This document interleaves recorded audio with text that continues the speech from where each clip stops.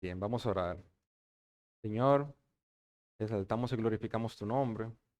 Venimos en este momento delante de ti con el fin de ser moldeado una vez más a través de tu palabra predicada. Me presento delante de ti reconociendo mi incapacidad y mis imperfecciones. Me veo como una vasija de barro, pero sabemos que tú, Señor, que habitas en mí por medio de tu Santo Espíritu, te vas a llevar toda la gloria y toda la honra a través de la predicación de tu palabra.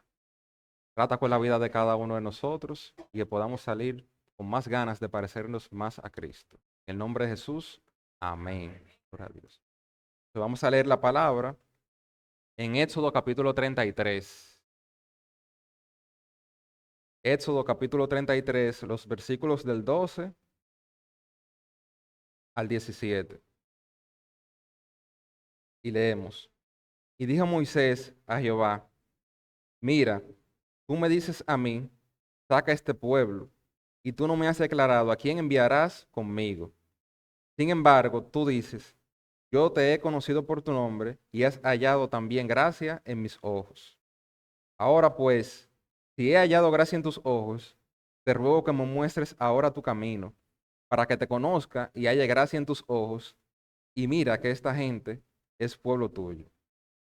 Y él dijo, mi presencia irá contigo y te daré descanso. Y Moisés respondió, si tu presencia no ha de ir conmigo, no nos saques de aquí. ¿Y en qué se conocerá aquí que he hallado gracia en tus ojos, yo y tu pueblo, sino en que tú andes con nosotros y que yo y tu pueblo seamos apartados de todos los pueblos que están sobre la faz de la tierra? Y Jehová dijo a Moisés, también haré esto que has dicho, por cuanto has hallado gracia en mis ojos y te he conocido por tu nombre. Amén. En el día de hoy vamos a continuar con la serie de mensajes basada en el capítulo 33 de Éxodo, que en un principio titulamos la presencia de Dios en su pueblo. Y el título del sermón del día de hoy es Una intimidad digna de ser imitada. Una intimidad digna de ser imitada. En el principio, cuando Dios creó a Adán y a Eva, Él les dio un mandato a ellos. Y ese mandato fue fructificad y multiplicaos, llenad la tierra y sojuzgadla. Es decir, ellos debían de ejercer un dominio sobre la creación.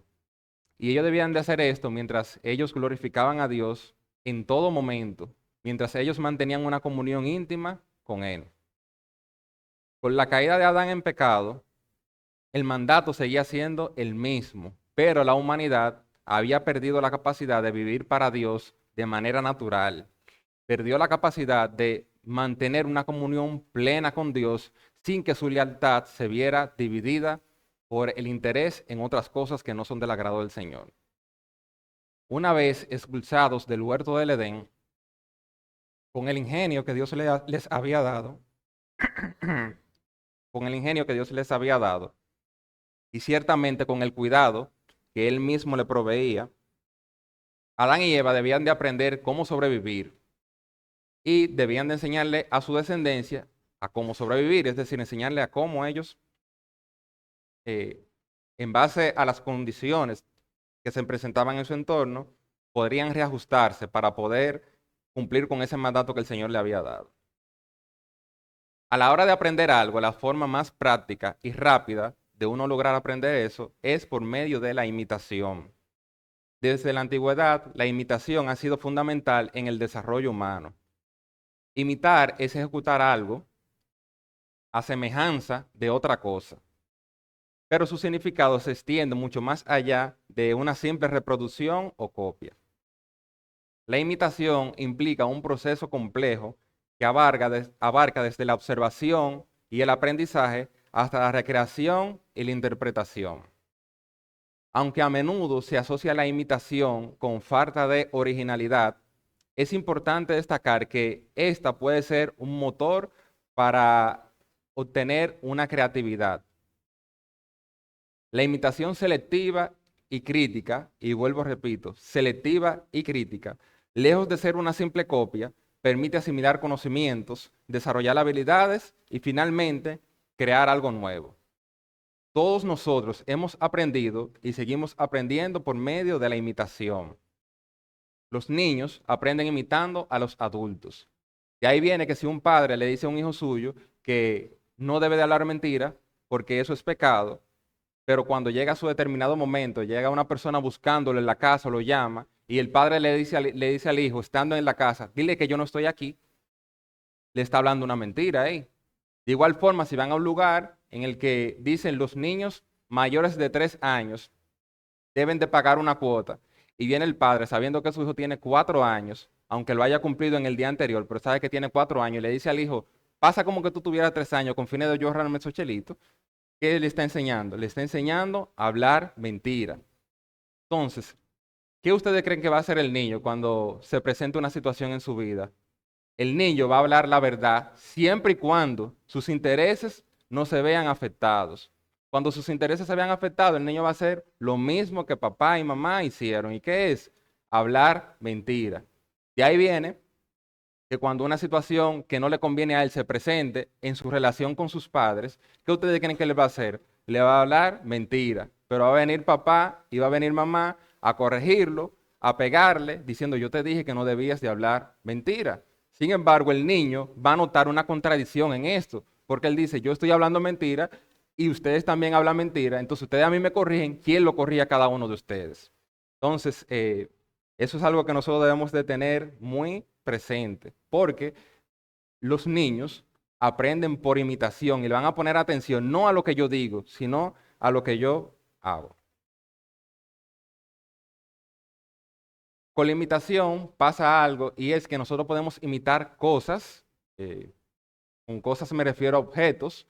Por ejemplo, en un principio cuando había una carreta y no existían los vehículos modernos que nosotros tenemos en el día de hoy, alguien imitando una carreta decidió hacer una innovación a partir de esa imitación y dijo, ven acá, pero si nosotros en vez de utilizar caballos para mover la carreta, utilizamos un motor de vapor, podríamos ahorrarnos el hecho de utilizar caballos. ¿Y qué hicieron? Idearon el motor de vapor. Y por eso es que se hablaba de los caballos de fuerza en cuanto a la potencia del motor, porque comparaban un motor de vapor, qué tanta potencia tiene en comparación con los caballos. Y de ahí venía, si ese motor tenía la potencia el equivalente a 2 caballos, o a 3 caballos, o a 4 caballos, ahí iban hablando de 2 caballos de fuerza, 3 caballos de fuerza, y así sucesivamente.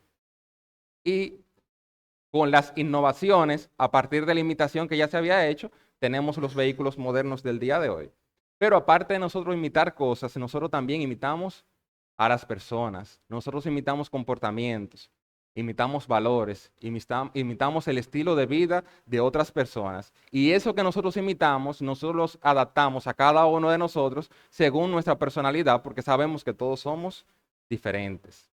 Y precisamente por eso es que la palabra de Dios nos manda a congregarnos, a nosotros como creyentes. Nos manda a que nosotros nos mantengamos en unidad como el pueblo de Dios. Porque cuando nosotros compartimos con el pueblo de Dios, lo que nosotros imitamos nos va a acercar más a Cristo. Porque vamos a estar imitando conductas y comportamientos de personas que son piadosas. Y también la Biblia advierte sobre las consecuencias que corremos nosotros cuando pasamos más tiempo de la cuenta con personas que no son piadosas. Nos dice en Primera de Corintios capítulo 15, versículo 33, no erréis, las malas compañías corrompen las buenas costumbres. Y esto, hermanos, es un hecho. Para darle cumplimiento al mandato que Dios le había dado a Adán y a Eva que mencionamos en un principio, a pesar de que el hombre cayó en pecado, Dios decidió revelarse a la humanidad y se reveló a la humanidad a través de su palabra. Y en la palabra de Dios vemos cómo nosotros debemos de relacionarnos con Dios y también de cómo debemos de relacionarnos con los demás. Y asimismo, en la palabra de Dios nosotros encontramos innumerables ejemplos de personas que durante su generación, durante la época en la que a ellos les tocó vivir, a pesar de las adversidades que ellos enfrentaron, dejaron el ejemplo de cómo ellos se relacionaron con Dios. Y dentro de esos ejemplos se encuentra Moisés. Y Moisés es un ejemplo notable de una persona que tenía una intimidad con Dios. Y esa intimidad que Moisés tenía con Dios es una intimidad que es digna de ser imitada por cada uno de nosotros. Algo que pasa con la imitación es que nosotros imitamos lo que nosotros admiramos. Si nosotros no admiramos algo, nosotros no vamos a ser capaces de imitarlo. Entonces, si nosotros admiramos al Señor, debemos de procurar imitar los ejemplos piadosos que se encuentran en la Biblia de personas que sí tuvieron una intimidad real con el Señor. Entonces, teniendo esto en mente, es que nosotros nos vamos a acercar a los versículos que leímos en un principio y vamos a ver cuáles eran las características de esa intimidad que Moisés tenía con Dios, que hace que es una intimidad digna de que cada uno de nosotros, aún hoy en día, a pesar de que han pasado miles de años, procuremos imitar esa intimidad que él tenía con el Señor. Y vamos a ver que esa intimidad que Moisés tenía con el Señor se caracterizaba porque estaba basada en la gracia, era valorada por encima de todas las cosas y era una intimidad que se reflejaba en su estilo de vida. Y de ahí vamos a entrar en el primer punto del sermón, que es una intimidad basada en la gracia de Dios. Y para eso vamos a considerar los versículos 12 y 13. En el momento en el que se da el relato que leímos en un principio, Moisés y los israelitas estaban pasando por un momento un momento de dificultad, una situación de crisis. Moisés, que anteriormente se había encontrado en la cima del monte Sinaí, recibiendo la revelación directamente de parte de Dios, mientras él se encontraba en este encuentro, al pie del monte, los israelitas se habían fabricado un becerro de oro y habían decidido adorar ese becerro de oro como que fuera su Dios. Como consecuencia de esto, con fines de Dios disciplinarlo, decidió retirar su presencia del pueblo, decidió retirarle su presencia. Y al decidir retirarle su presencia, le estaba quitando lo más preciado que ellos tenían. Como consecuencia de esto, la tienda donde Moisés se encontraba con el Señor fue trasladada fuera del campamento y es ahí entonces donde Moisés hablaba con el Señor cara a cara, porque la intimidad de Moisés con el Señor se encontraba intacta, pero la intimidad del pueblo con Dios se había roto, había experimentado una ruptura. Y es cuando Dios se encuentra cuando Moisés se encuentra en uno de estos encuentros íntimos con el Señor, que él viene y le hace las peticiones que nosotros leímos en los versículos. Y Moisés fue muy sabio porque él se acercó a aquel que tenía la solución a la crisis que ellos estaban enfrentando. Y nos dice el versículo 12. Y dijo Moisés a Jehová, mira, tú me dices a mí, saca este pueblo, y tú no me has declarado a quién enviarás conmigo. Sin embargo, tú dices, yo te he conocido por tu nombre y has hallado gracia en mis ojos. Quien se le reveló a Moisés en la zarza ardiente fue Dios, quien comisionó a Moisés para que fuera y sacara al pueblo de Israel que se encontraba cautivo en Egipto, fue Dios. Quien hablaba con Moisés cara a cara fue Dios.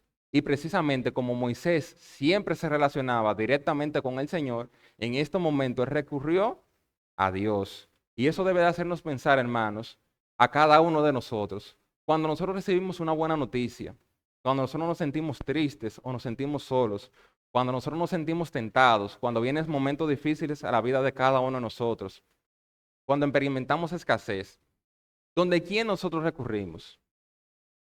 Ciertamente nosotros vamos a recurrir a donde una persona que nosotros tengamos confianza, una persona que sea íntima con cada uno de nosotros. Si usted está presentando un problema económico, una dificultad económica, y usted necesita solicitar el apoyo financiero de una persona, usted no va a agarrar su celular en la agenda de contactos y va a deslizar todos los contactos y de repente va a detener su dedo en la pantalla y la persona en la que caiga, usted va a decir, déjame yo llamar a esta persona y decirle que me ayude. Usted no va a hacer eso. Usted va a pensar y va a analizar de las personas que usted conoce, ¿quién me podría ayudar en esta situación? Y esa persona que me puede ayudar, yo tengo la suficiente confianza, yo tengo la suficiente intimidad con esa persona para yo solicitarle que me dé apoyo financiero en esta situación. Entonces, en base a eso es que nosotros vamos a hacer la elección. Sin embargo, aquí podemos ver cuál era el contacto íntimo de Moisés, a quién él recurría en primer lugar. Y ese contacto íntimo era con Dios. Eso nos muestra la confianza que Dios tenía y que Moisés tenía en Dios. Y esa confianza era producto de la intimidad cercana que ellos tenían. Y eso debe de hacernos pensar, hermanos, a quién nosotros acudimos o por qué nosotros estamos dispuestos a sustituir a Dios como la primera opción para recurrir ante cualquier circunstancia que se nos presente en nuestra vida. Recuerden que Dios le había dicho anteriormente a Moisés que él iba a enviar un ángel con él, pero Moisés no quería ni siquiera que Dios fuera sustituido por un ángel. Él quería que fuera Dios mismo que fuera acompañándolo a cada uno de ellos. Entonces Moisés le dijo, tú no me has dicho a quién enviarás conmigo. Y posteriormente a esto, él le sigue diciendo, tú no me has dicho a quién enviarás conmigo, a pesar de que tú dices que me conoces por mi nombre y que he hallado gracia en tus ojos, ante tus ojos. Y aquí vemos dos elementos muy importantes. Lo primero es que Moisés era conocido por Dios y lo segundo es que Moisés había hallado gracia ante los ojos del Señor. Y lo primero, Moisés era conocido por Dios. En el material de una escuela dominical que yo compartí a inicio del año pasado en la congregación anterior en la que yo me congregaba, valga la redundancia, en una de las clases, el material decía que el propósito del hombre, del ser humano, se resume en conocer a Dios, ser conocido por Dios y dar a Dios a conocer a los demás. En conocer a Dios se refería a conocer a Dios para salvación, reconocerlo a Él como nuestro Señor y como nuestro Salvador. Y con dar a Dios a conocer a los demás se refiere a cumplir con la gran comisión, al evangelismo. Ahora bien, ser conocido por Dios no se refiere simplemente al conocimiento que Dios tiene de todas sus criaturas, porque sabemos que Dios es omnisciente. En ese sentido, Él nos conoce a todos.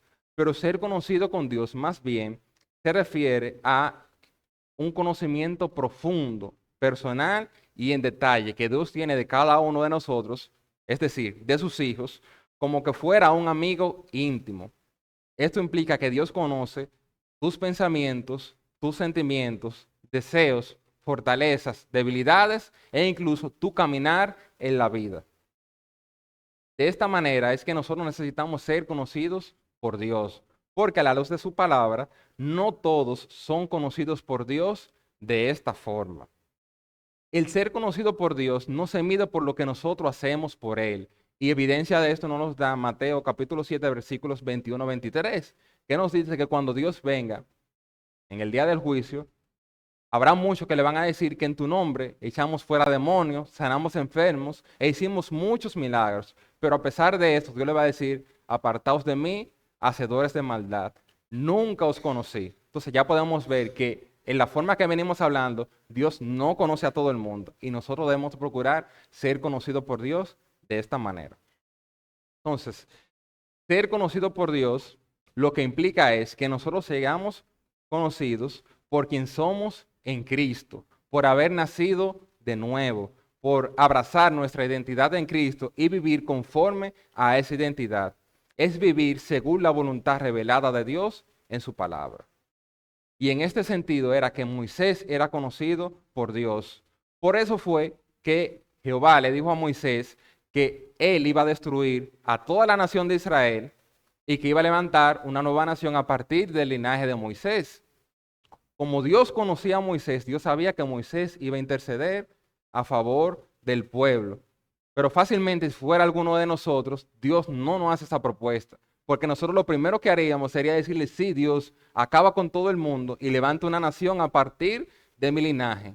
Y esto es, hermano, porque nosotros somos muy duros a la hora de juzgar el pecado en otras personas. Y se nos olvida la gran misericordia que Dios ha tenido para con cada uno de nosotros, a pesar de nuestros pecados.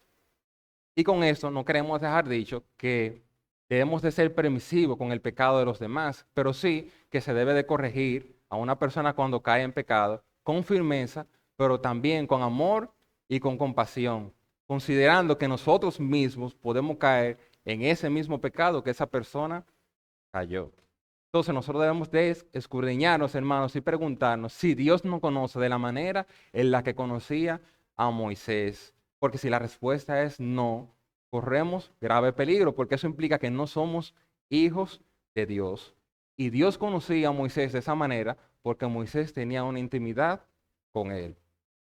Entonces, el segundo elemento es que Moisés había hallado gracia ante los ojos de Dios. Y aquí podemos ver, hermano, por qué era que Moisés era conocido por Dios. Moisés era conocido por Dios porque había hallado gracia ante los ojos de Dios. Y hallar gracia ante Dios es la actitud que Dios tiene para el transgresor y para el reverde, para aquel que es considerado culpable, pero es tratado con favor a pesar de su absoluta falta de méritos.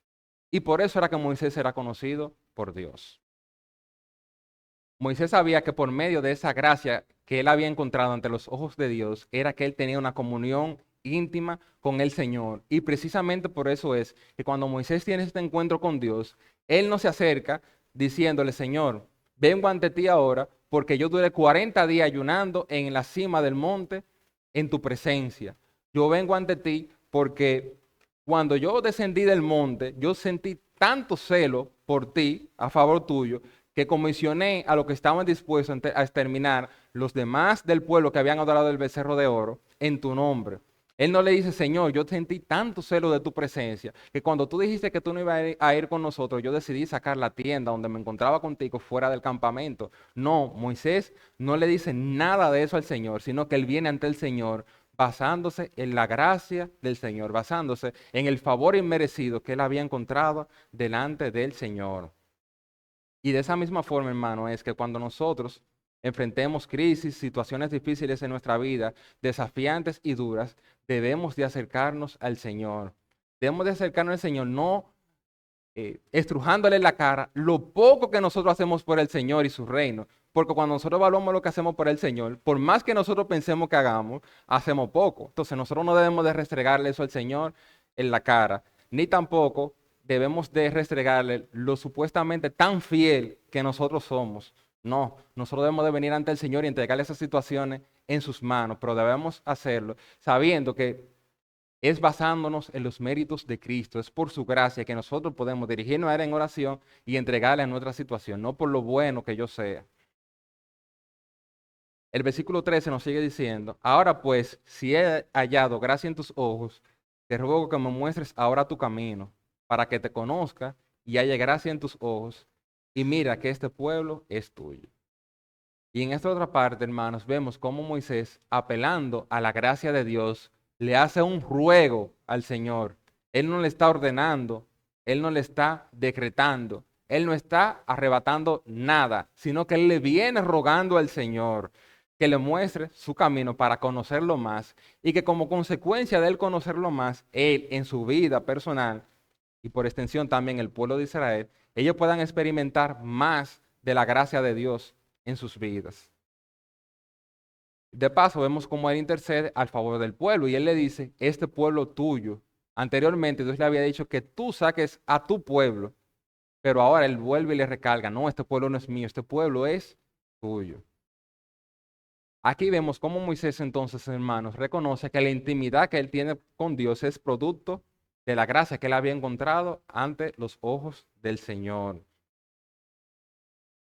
Moisés conocía a Dios en la manera en la que no conocía por la gracia de Dios y porque esa gracia de Dios era la que lo capacitaba a él para él vivir cumpliendo los preceptos y mandatos del Señor, para él poder tener una intimidad con el Señor.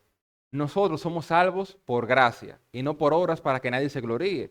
Eso es algo que todos nosotros sabemos, pero muchas veces en términos prácticos tenemos dificultad para vivir conforme a esta verdad.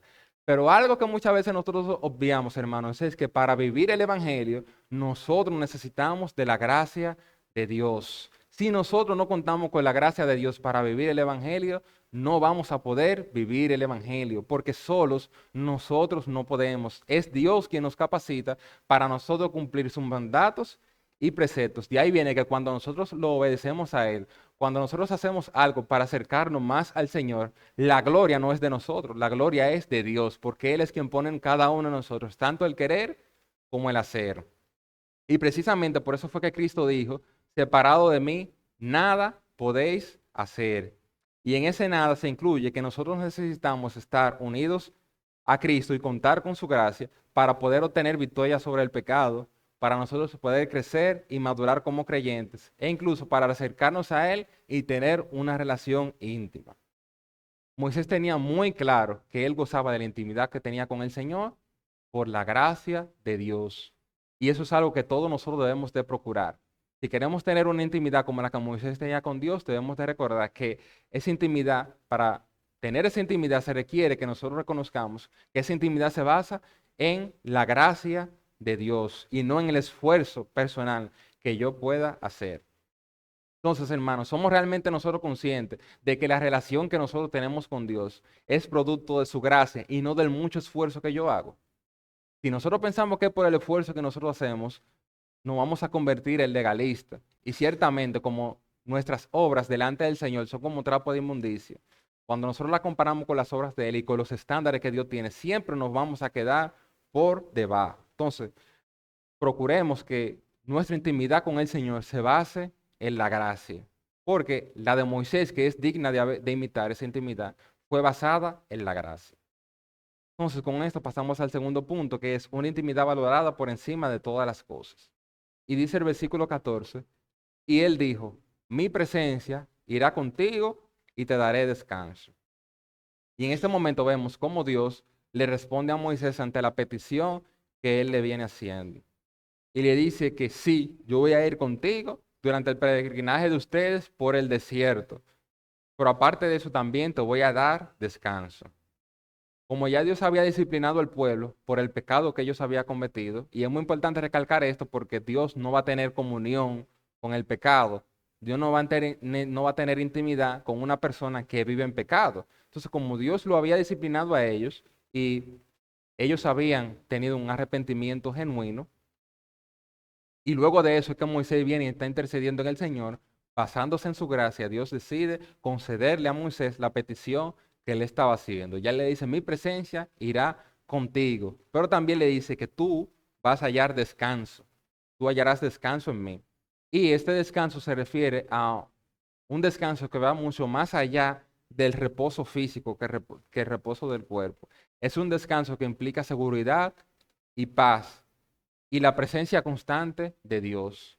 Es una promesa de estar en Él, en este caso, de estar con Moisés, pero por extensión también de estar con el pueblo, guiándolo y cuidándolo en su viaje hacia la tierra prometida. Ese descanso que Dios le estaba prometiendo a Moisés aquí es el descanso que iba a permitir que Moisés, como líder de la nación, pudiera cumplir con su rol. Y ese es el descanso que los líderes, los pastores, los diáconos, todo quien sea líder, debe de procurar acudir al Señor buscando esa clase de descanso. Porque si no, se va a drenar, sus energías se van a agotar y va a empezar a ver el servirle al Señor como una carga. Y Dios no quiere que sea así. Entonces, ese descanso se tiene es con el Señor, manteniendo esa íntima comunión con Él. Y de hecho, esa misma fue la clase de descanso que Dios le prometió a todos sus hijos. Por eso Él le dijo, venid a mí todos los que estéis trabajados y cargados, y yo os haré descansar. Entonces nosotros debemos de procurar acudir al Señor para buscar ese reposo que solo Él puede dar, ese descanso que solo Él puede dar. Si nosotros tratamos de buscar ese descanso en otras cosas o en otras personas, eso es lo que va a hacer, hermano, es que nosotros, en nosotros se genera inseguridad, se genera ansiedad y una sensación de vacía que no va a poder ser saciada con nada, exceptuando con la misma presencia de Dios. Y nos sigue diciendo el versículo 15, y Moisés respondió, si tu presencia no ha de ir conmigo, no nos saques de aquí. Y aquí vemos la sorprendente respuesta que Moisés le da a Dios. Si tu presencia no va conmigo, no nos saques de aquí. Y esto, hermanos, es algo muy profundo. Es algo muy profundo. Recuérdense que el momento en el que Moisés está diciendo esto, él se encuentra al pie del monte Sinaí y está dirigiendo un pueblo que desde que se presenta cualquier adversidad, empieza a quejarse y habla de apedrearlo a él, que ya lo habían mencionado anteriormente. Ellos habían ya intentado apedrear a Moisés antes de este episodio que se está dando. También ellos estaban rodeados por naciones que eran enemigos de ellos y que militarmente tenían más experiencia que ellos en combate y también tenían un armamento más sofisticado. Y a pesar de eso, Moisés le está diciendo a Dios, si tu presencia no va conmigo, mejor déjame aquí a pesar de todo el peligro que eso implicaba. Y eso, hermanos, solo nos deja a nosotros decir, wow, como dicen por ahí, porque es algo muy profundo eso que Moisés le está diciendo a Dios en este contexto, porque su propia vida corría peligro de ellos quedarse ahí, porque el pueblo de Israel no se hubiese quedado tranquilo si ellos se quedan ahí. Moisés sabía que el hecho de que la presencia de Dios fuera con él y también con el pueblo de Israel era lo más importante. Eso era lo más importante por encima de todas las cosas. Y en ese sentido, que la presencia de Dios fuera con él y con el pueblo implicaba que él y el pueblo tenían una intimidad con el Señor. Y como Moisés valoraba esa intimidad por encima de todas las cosas, fue que él le respondió de esa manera al Señor. Como consecuencia de nuestros pecados, del sistema corrupto en el que vivimos y también de la soberanía de Dios, a nuestra vida llegan procesos que son difíciles. Y esos procesos, obviamente, Dios los utiliza para hacernos crecer y madurar, porque si no hay dificultad, nosotros no vamos a crecer ni a madurar espiritualmente. Y también esas situaciones difíciles llegan a su vida con el objetivo de Dios disciplinarlo y hacer que nuestras prioridades se alineen a las prioridades del Señor. Y cuando vienen esos momentos difíciles, ¿qué nosotros hacemos como buenos cristianos? Recurrimos al Señor en oración para que Él nos libre y nos saque de esa situación. Pero ¿cuántos de nosotros, hermanos, cuando se presentan esas situaciones difíciles y producto de nosotros recurrir al Señor y empezamos a experimentar la gracia de Dios de una manera más profunda, sentimos esa paz que sobrepasa todo entendimiento, sentimos que no hay nada que temer porque Dios está con nosotros, aún en esa situación de dolor, nosotros venimos y le decimos al Señor, Señor, si cuando esta situación pase de mi vida, yo vuelvo a tener una vida fría, una vida cristiana, sin pasión por Cristo, mejor déjame en esta situación, porque en esta situación yo estoy gozando de una entera intimidad contigo, yo estoy gozando de tu presencia manifestada en mi vida. ¿Cuántos de nosotros nos atrevemos a hacerle una petición hacia el Señor? Nosotros generalmente, hermano, lo que queremos es que Dios nos saque de la situación. Y muchas veces le hacemos promesas a Dios en el momento de dolor, en el momento de dificultad, pero cuando Dios nos saca de ahí, conforme va pasando el tiempo, descuidamos esa intimidad que teníamos con el Señor en medio del dolor. Porque como nos acercamos a Dios en el dolor, la intimidad que teníamos con Él aumenta, se acerca, se estrecha nuestra relación con el Señor. Pero cuando salimos de ahí y empiezan a pasar los días, los meses, los años, empezamos a volver a vivir una vida sin pasión por Cristo. Sin embargo, la idea es que nosotros vivamos en una íntima comunión con el Señor y que esa intimidad la valoremos por encima de todas las cosas. Por más absurdo que pueda parecer esta petición que le acabo de mencionar, precisamente eso fue lo que Moisés hizo. Moisés en esa situación difícil le dijo, Señor, si tú nos sacas de aquí, pero tú no vas a ir conmigo, yo prefiero quedarme en esta situación. Yo prefiero que mi vida corra peligro. Yo prefiero que cualquier nación de esa que se encuentre alrededor nuestro venga, nos ataque y nos extermine aquí. Entonces, ¿por qué Moisés hizo eso? Porque él tenía una perspectiva correcta. Él sabía qué era lo más importante. Y en ese sentido él sabía que su seguridad no era más importante que tener una intimidad con el Señor. No era más importante que tener a Dios en cada uno de ellos. Entonces, eso es lo que nosotros debemos de preguntar, procurar, hermano, y preguntarnos si nosotros estamos valorando la intimidad que tenemos con el Señor, nuestra relación, por encima de todas las cosas, incluyendo por encima del pecado, sobre todo aquellos pecados en los que nosotros somos reincidentes, aquellos pecados que nosotros son nuestra debilidad y que uno podía hablar sus pecados favoritos, porque uno suele caer con ellos con recurrencia y necesita recurrir al Señor para poder vencer ese pecado. Entonces, una persona que valora su intimidad con Dios por encima de todas las cosas, va a valorar esa intimidad por encima incluso de ese pecado favorito. Por ende, va a huir de la tentación cuando se presente. Cuando se presenta una tentación que me va a llevar a caer en ese pecado, va a huir y va a tomar decisiones radicales para no caer en ese pecado. ¿Y por qué lo va a hacer? Porque valora su intimidad con Dios por encima de todas las cosas. Y ciertamente, esto también incluye, hermano, esas cosas que nosotros pensamos que son neutrales, pero que a fin de cuentas realmente no son neutrales, porque nos alejan de Dios al nosotros invertir nuestro tiempo en esas cosas. Entonces debemos de valorar nuestra intimidad con Dios por encima de todas las cosas, tal y como Moisés lo hizo. Y ahora entramos al tercer punto, que es una intimidad reflejada en el estilo de vida. Dice el versículo 16, ¿Y en qué se conocerá aquí que haya hallado gracia en tus ojos, yo y tu pueblo, sino en que tú andes con nosotros y que yo y tu pueblo seamos apartados de todos los pueblos que están sobre la faz de la tierra? Ahora Moisés procede a decirle el cómo se va a ver en ellos, en él y en el pueblo, que la presencia de Dios vaya con cada uno de ellos y que ellos hayan encontrado eh, gracia ante los ojos del Señor. Y eso se va a notar en primer lugar en que Dios iba a ir con ellos. Ustedes saben que ellos tenían manifestaciones sobrenaturales y que certificaban que realmente Dios era real y que iba con el pueblo de Israel. Pero también se iba a ver en el hecho de que ellos iban a ser un pueblo diferente a todos los demás pueblos que se encontraban a su alrededor. E iban a ser diferentes, ¿por qué? Porque la presencia del Señor iba con cada uno de ellos.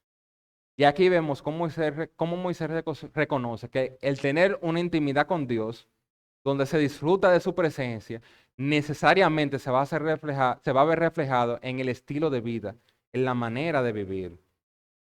Muchas veces, hermano, nosotros decimos que tenemos intimidad con el Señor, decimos que somos íntimos con el Señor, que tenemos comunión con Él y que tenemos una relación estrecha con Él. Pero lamentablemente nuestros hechos muestran todo lo contrario. ¿Por qué? Porque nos afanamos por lo mismo que se afanan los que se encuentran en el mundo. Consumimos lo mismo que ellos consumen.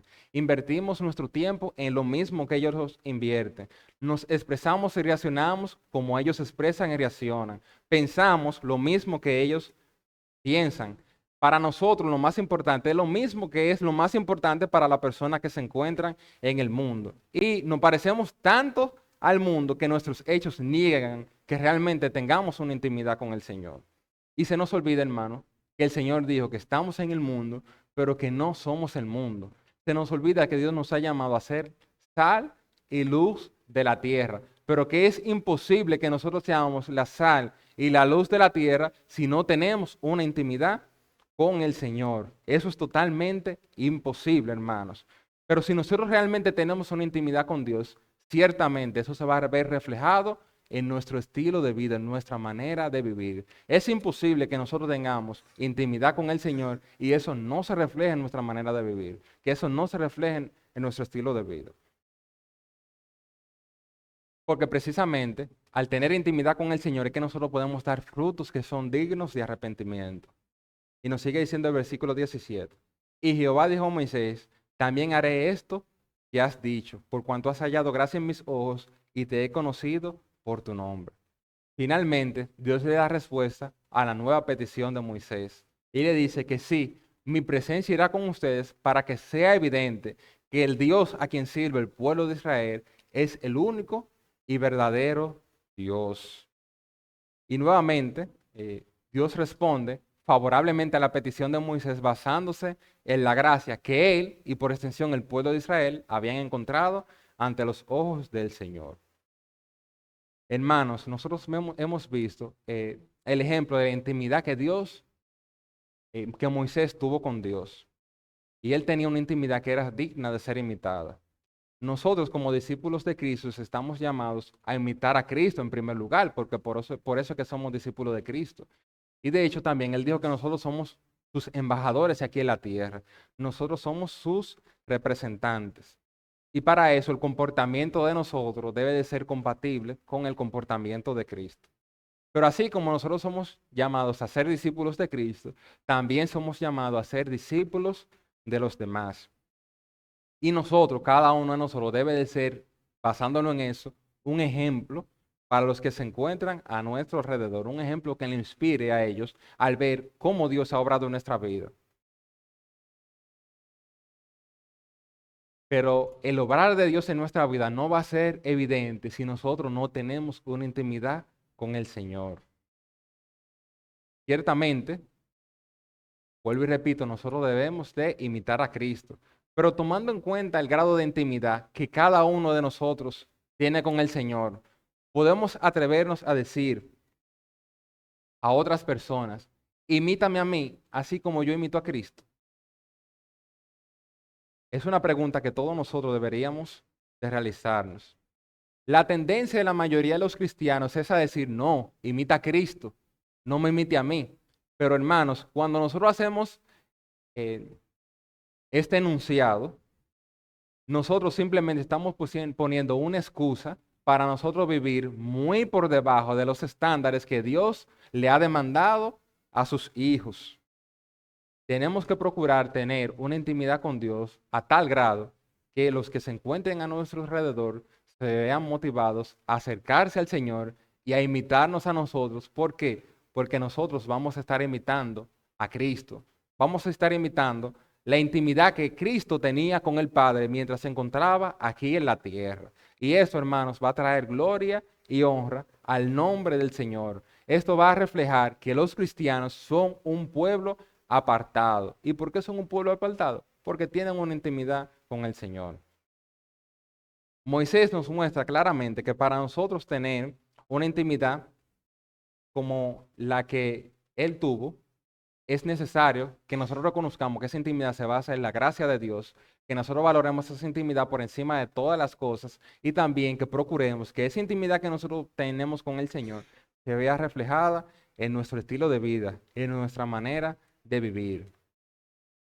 Moisés, hermanos, era un hombre de carne y de hueso. Era un hombre sujeto a pasiones como cada uno de nosotros. Era un hombre que tenía una naturaleza pecaminosa. Sin embargo, Moisés tenía una intimidad tan grande con el Señor que es digna de que cada uno de nosotros la imite aún hoy en día.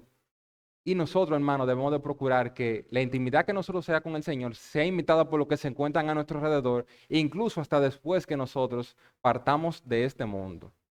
Moisés no era un hombre extraordinario. Sin embargo, él se acercó al único que es extraordinario y ese es Dios. Y en nuestro caso, que ya estamos del otro lado de la cruz, ese es Cristo, el único que es verdaderamente extraordinario. Por ende, nosotros debemos de procurar tener una intimidad con Cristo.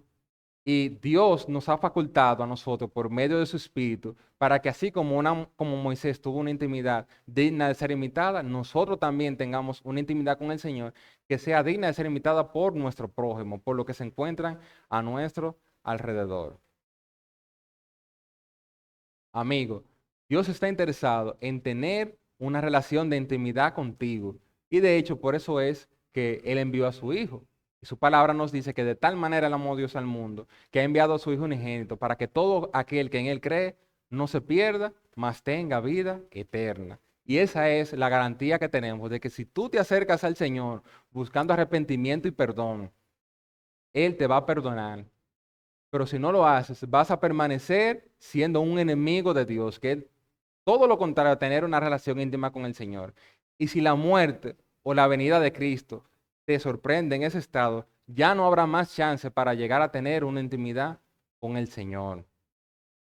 La palabra de Dios nos dice, buscad a Dios mientras pueda ser hallado. Y el tiempo para buscar al Señor no es ahorita, no es mañana, no es la semana que viene, el mes que viene, no es en Semana Santa o en diciembre.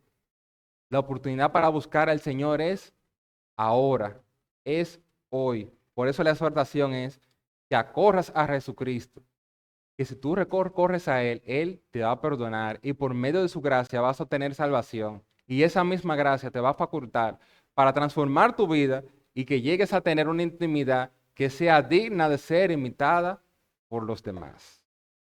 Aquí ha llegado el mensaje, hermanos, procuremos realmente imitar esa intimidad que Moisés tenía con Dios y que como consecuencia de eso, la intimidad que nosotros de manera particular tenemos con Dios también sea digna de imitar.